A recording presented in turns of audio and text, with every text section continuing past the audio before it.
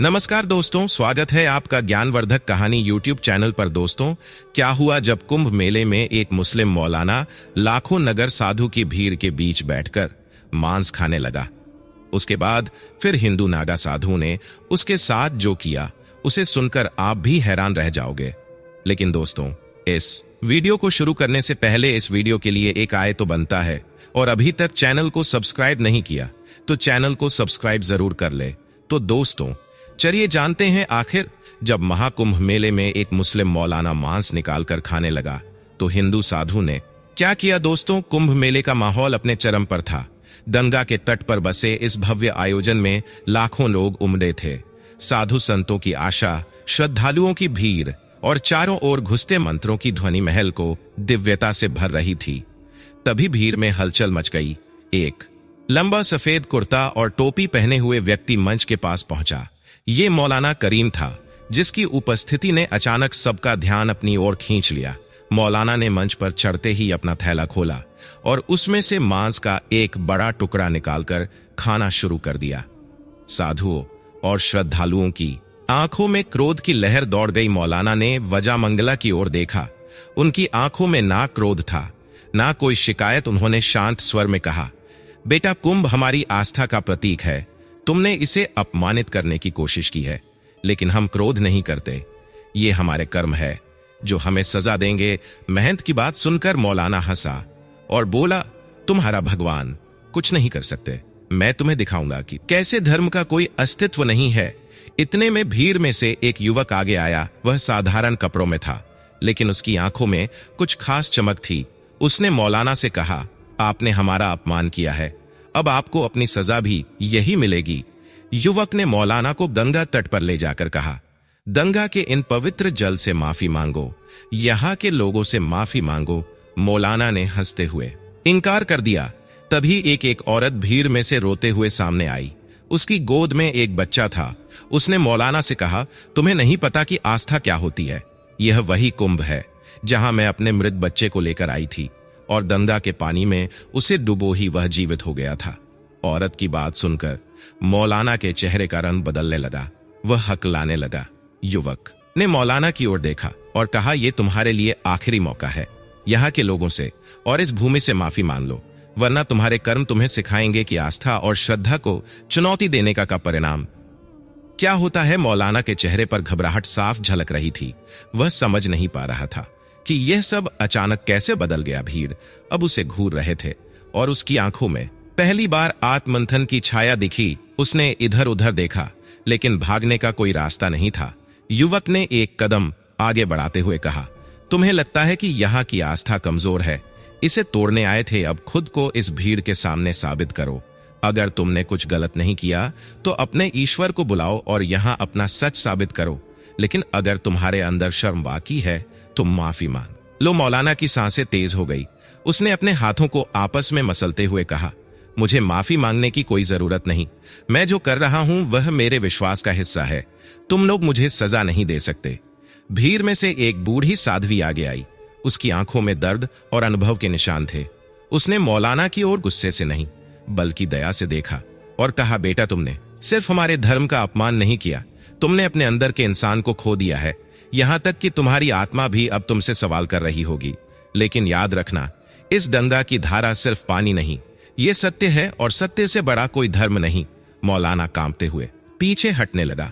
तभी भीड़ में से कुछ लोग आगे बढ़े और उसे घेर लिया। वह अब पूरी तरह फंस चुका था। उसका आत्मविश्वास टूटने लगा। उसने अपने दिमाग को शांत करने की कोशिश की, लेकिन हर आवाज उसे अपने किए की एहसास दिला रही थी। फिर अचानक आसमान में बादल गरजने लगे। गंगा की लहरें तेज हो गई। ऐसा लग रहा था मानव प्रकृति खुद उसकी परीक्षा ले रही हो। मौलाना की आंखों में डर गहरा हो गया। वह घुटनों के बल गिर पड़ा और बड़बड़ा नहीं लगा, मैंने गलती की है, मुझे माफ कर दो। युवक ने शांत स्वर में कहा, तुम्हारी माफी तभी स्वीकार होगी जब तुम इस भूमि, इस नदी और इन लोगों से अपने कर्मों के लिए सच्चे दिल से क्षमा याचना करोगे। लेकिन याद रखना, तुम्हारी माफी केवल तुम्हारे कर्मों का हिसाब तय करेगी। मौलाना ने कांपते हाथों से गंगाजल उठाया और अपने माथे पर लगाते हुए कहा, मैं गलत था, मैंने इस पवित्र स्थान का अपमान किया, मुझे माफ कर दो। भीड़ में सन्नाटा छा गया। हर कोई मौलाना को देख रहा था, जो अब अपने घमंड को पूरी तरह तोड़ चुका था। लेकिन तभी मौलाना अब घुटनों के बल गिरा हुआ था। उसके हाथ कांप रहे थे। गंगाजल की बूंदें उसके माथे से बहकर नीचे गिर रही थी। उसकी आवाज में कंपन थी, लेकिन यह साफ था कि वह सचमुच डरा हुआ था। भीड़ में खामोशी थी, जैसे सब कुछ ठहर गया हो। तभी युवक फिर से बोल उठा। उसकी आवाज अब पहले से भी ज्यादा दृढ़ थी। माफी मांगना आसान है, लेकिन क्या तुम सच में अपने किए पर पछता रहे हो? सिर्फ शब्दों से सजा पूरी नहीं होती। जो तुमने किया उसकी भरपाई तुम्हें करनी होगी, मौलाना ने कांपती आवाज में कहा। मैं अपनी गलती मानता हूं, बताओ मुझे क्या करना होगा? युवक ने एक गहरी सांस ली और इशारा किया कि मौलाना को गंगा के पवित्र घाट की सीढ़ियों पर बैठाया जाए। वहां उसे पूरी भीड़ के सामने अपने किए की सच्चाई बतानी थी। मौलाना को भीड़ के बीच से ले जाया गया, जहां उसकी नजरें झुकी हुई थी। साधुओं ने मौलाना को घेर लिया। एक संत जो अब तक मौन थे आगे आए। उनकी आवाज में करुणा थी, लेकिन उनकी आवाज कठोर थी। उन्होंने मौलाना से कहा, तुमने न केवल हमारे धर्म का अपमान किया, बल्कि अपनी आस्था को भी दांव पर लगा दिया। अब गंगा की धारा तुम्हारे मन का बोझ हल्का करेगी। बोलो जो भी तुम्हारे दिल में है। मौलाना की आंखों में आंसू आ गए। उसने कांपते हुए कहा, मैंने जीवन भर धर्म के नाम पर नफरत फैलाई। मुझे सिखाया गया कि दूसरों के विश्वास को नीचे दिखाना ही हमारा कर्तव्य है, लेकिन यहां आकर मुझे एहसास हुआ कि मेरी सारी सोच गलत थी। मैंने जो किया वह नफरत के कारण था, और आज मुझे इसका पछतावा है। भीड़ में से एक बच्चा आगे आया और मासूमियत से बोला, क्या अब गंगा माफ कर देगी? यह सवाल सुनकर मौलाना की आंखों से आंसुओं की धारा फूट पड़ी। लेकिन तभी गंगा की लहरें पहले से और तेज हो गई।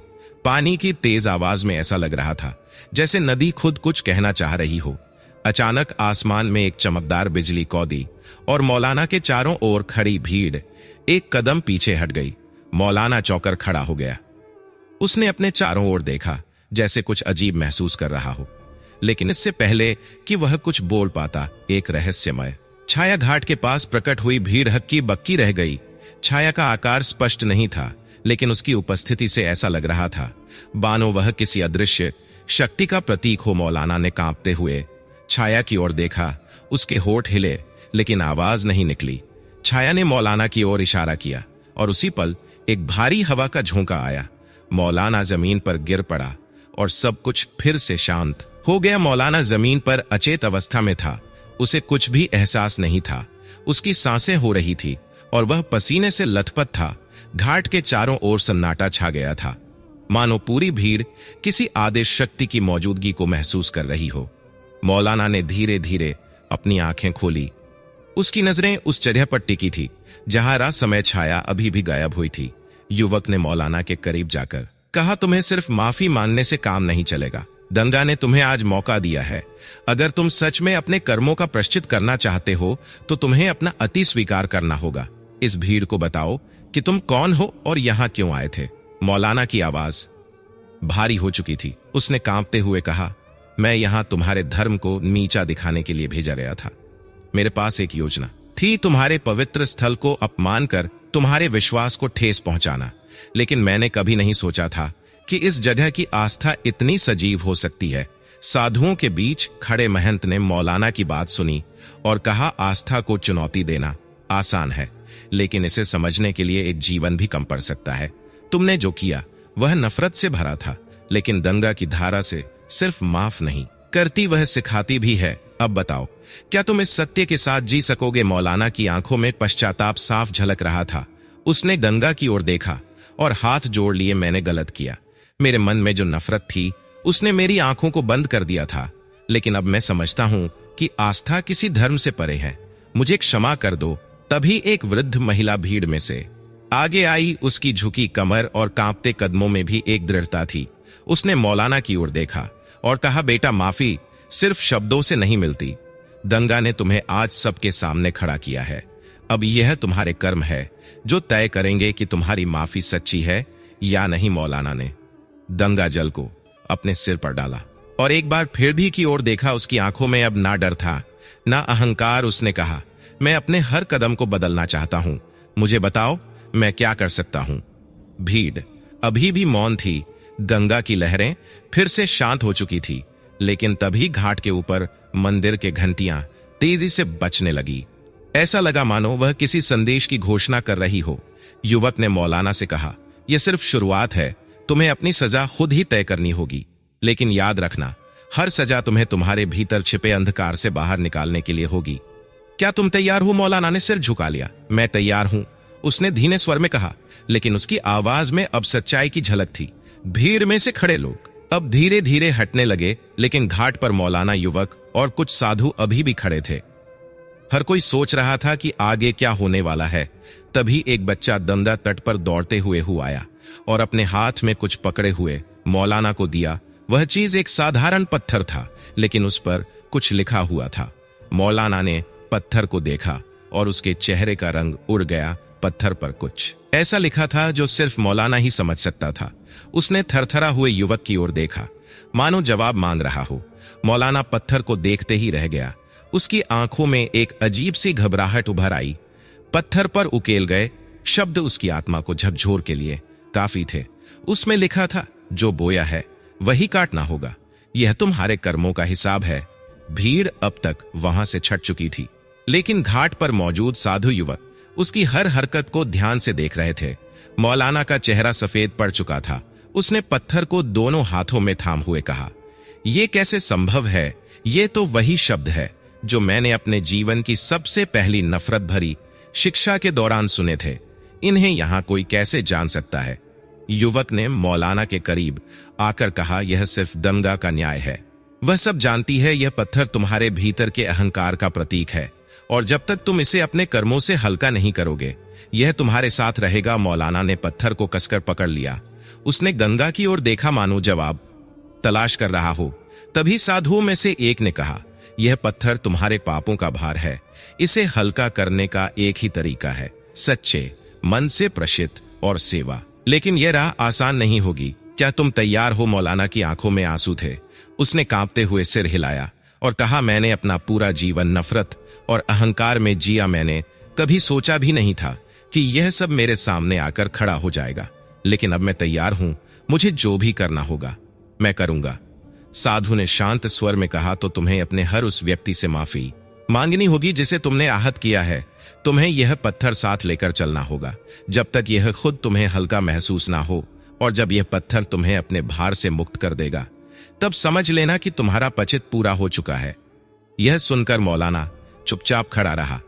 उसकी मुट्ठी में पत्थर कसकर दबा हुआ था।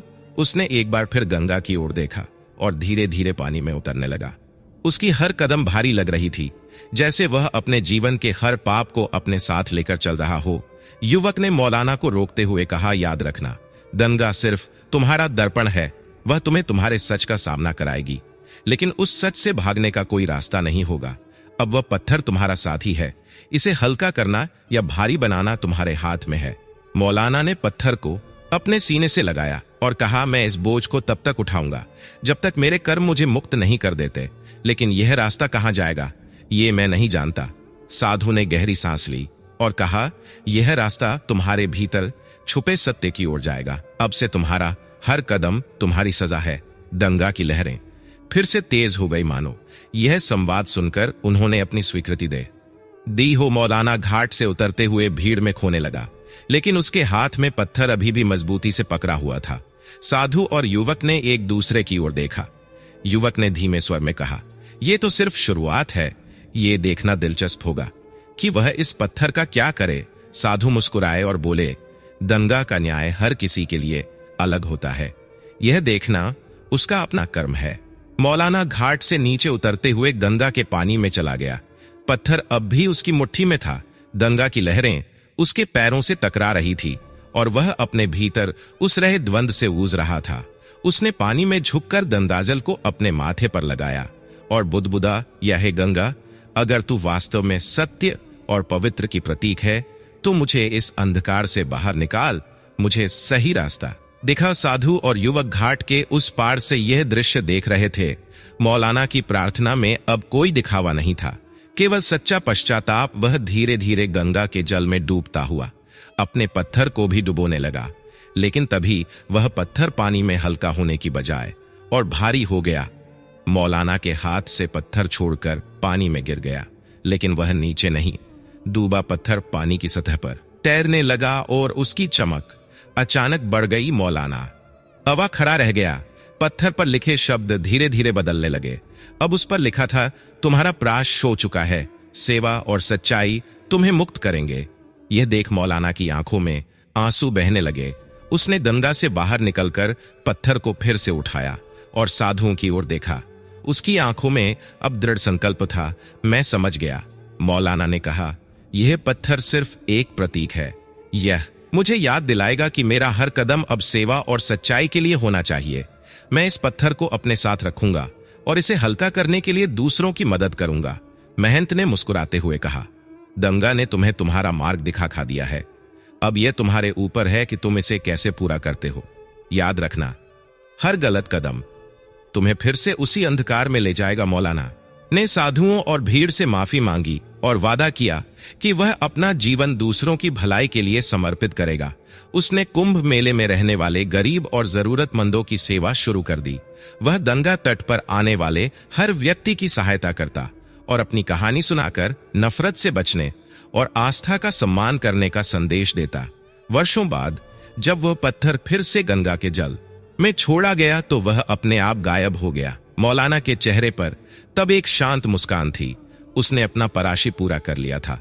कहानी हमें यह सिखाती है कि नफरत और अहंकार से भरा जीवन आत्मा को बोझल कर देता है, लेकिन सच्चा पश्चाताप सेवा और सच्चाई का मार्ग न केवल आत्मा को हल्का करता है बल्कि दूसरों के जीवन में भी सकारात्मक बदलाव लाता है। आस्था और प्रेम का सम्मान करने से ही मानवता का वास्तविक अर्थ सामने आता है। आए तो दोस्तों, यह कहानी आपको कैसी लगी हमें कमेंट बॉक्स में जरूर बताइएगा। चलिए मिलते हैं अगली ऐसी ही इंटरेस्टिंग वीडियो के साथ। तब तक आप सभी लोगों का बहुत बहुत धन्यवाद।